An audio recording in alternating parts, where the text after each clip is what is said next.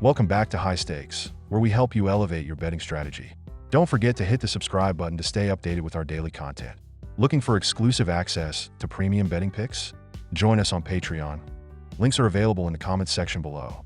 Stay ahead of the game with High Stakes. Yes, the monumental clash of Notre Dame versus Penn State, where dreams are made, knees are mangled, and stats are quoted until you beg for mercy.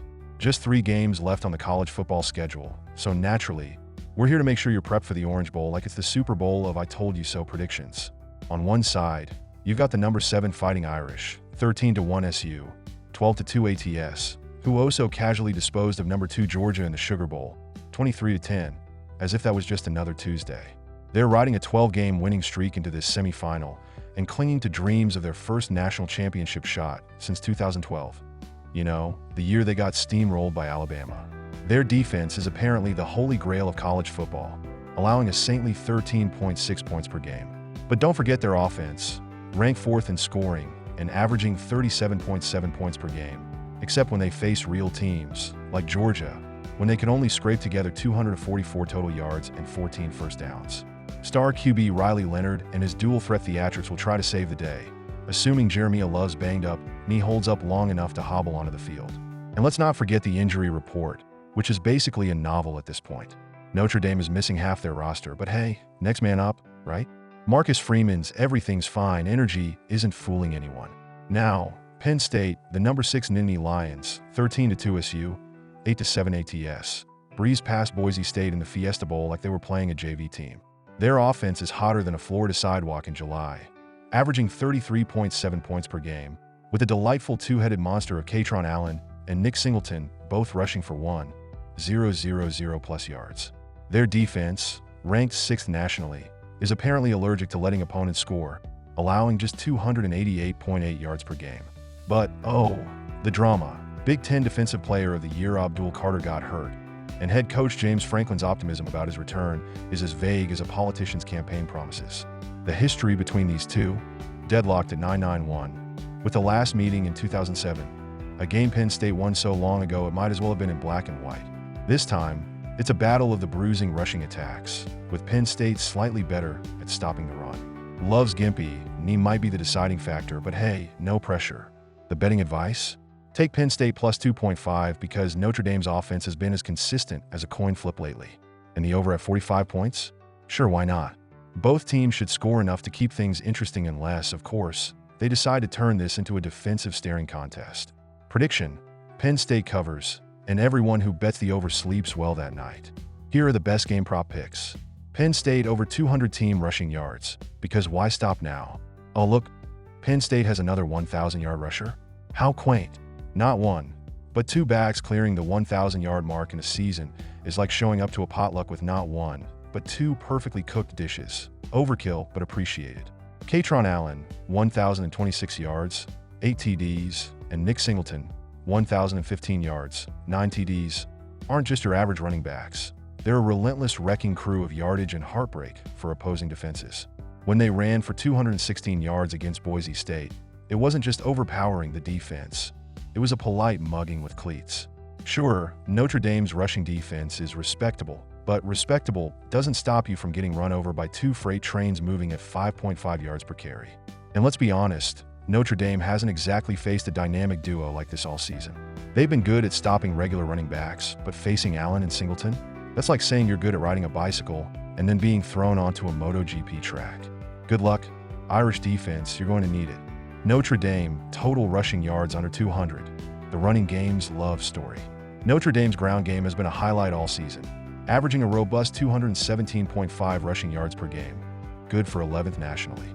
But here's the plot twist. Jeremiah Love, their star running back with 1,076 yards and 16 touchdowns, is playing on 1 good knee and a whole lot of wishful thinking. 6 carries against Georgia? That's not a workload.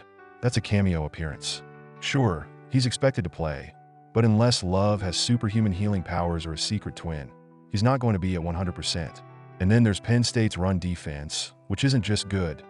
It's the equivalent of a brick wall with spikes. Allowing only 100.9 rushing yards per game, 8th nationally. They don't just slow down running backs, they erase them. They recently held Boise State's superstar Ashton Janney and his entire offense to 108 total rushing yards. That's right, an entire team barely cracked triple digits. So, Notre Dame, by all means, try to lean on your running game against this front. It'll be like trying to push a boulder uphill while wearing roller skates. Unless the Irish plan to hand the ball off to a miracle worker, they're not sniffing 200 yards on the ground. Riley Leonard, over 75 rushing yards. Notre Dame's new leading rusher? Riley Leonard isn't just a quarterback. He's Notre Dame's one-man show. With Jeremiah Love hobbling around like he's auditioning for a medical drama, the Irish are clearly banking on Leonard to play the role of Superman. Against Georgia, he rushed for 80 yards on 14 carries, which sounds impressive, until you realize he had to run for his life half the time because his offensive line turned into a sieve. Now, with Love likely playing at 50% generous estimate, and the rest of the running back room resembling an injury report more than a depth chart, Leonard might as well be named the honorary RB1. Broken plays? Critical downs? Sure, why not just put the entire offense on his back? He's got legs, after all, and apparently, they're the most reliable part of this offense right now. And then there's Penn State's front seven. Aggressive? That's one way to describe a unit that thrives on ruining quarterbacks' weekends. But Leonard has proven he can evade pressure and turn would-be sacks into highlight reel scrambles. Of course, if this turns into Leonard versus the world, he'll probably hit 75 rushing yards before halftime, out of sheer necessity. So, yes, Leonard over 75 rushing yards feels like a lock. Not because it's part of the game plan, but because Notre Dame might not have any other options. First half total under 23.5. The defensive tug-of-war to start. If you're expecting fireworks in the first half of Notre Dame versus Penn State, you might want to save your excitement for the commercials. With two of the best defenses in the country staring each other down, the opening half of this game has gritty stalemate written all over it. Notre Dame's defense, which has allowed a miserly 13.6 points per game, second nationally, doesn't just stop teams, they practically lull them to sleep.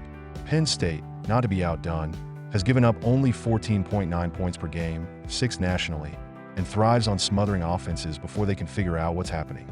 Add in the stakes of this college football playoff semifinal, and you've got two teams likely treating the first half like a cautious game of chess. High-stakes matchups almost always start with a bout of ultra-conservatism, as coaches prioritize avoiding mistakes over taking risks. You can almost hear the internal monologues. Let's not ruin everything in the first quarter, shall we? Adjustments? Those don't happen until halftime, after both coaching staffs have had 20 minutes to overanalyze every snap. Big plays? Those typically arrive later, when desperation kicks in, and the chess match turns into checkers. In the meantime, the first half will feature a lot of cautious play calling, defensive stands, and field position battles. Even with both offenses boasting talent, expect methodical drives that stall just as they start to look promising. And don't forget the potential for turnovers or sacks, as both defenses flex their muscles early.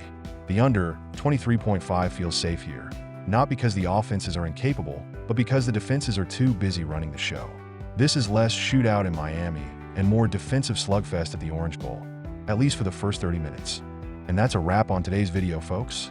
I'm sure you're absolutely on the edge of your seat, eagerly awaiting the next thrilling installment of this channel. Don't forget to hit that subscribe button, because clearly you don't want to miss any of our daily videos. I mean, who could live without them? And while you're at it, smash that notification bell, so you can be the first to know when we drop more gems like this. Oh, and if you're looking for some premium picks, because, let's be honest, who isn't? Join our Patreon. It's where the real magic happens. Premium picks, insider info, and possibly even some mildly entertaining banter. So, hit that link, and we'll see you on the inside. Until next time, enjoy the game, make those bets, and remember, you're welcome.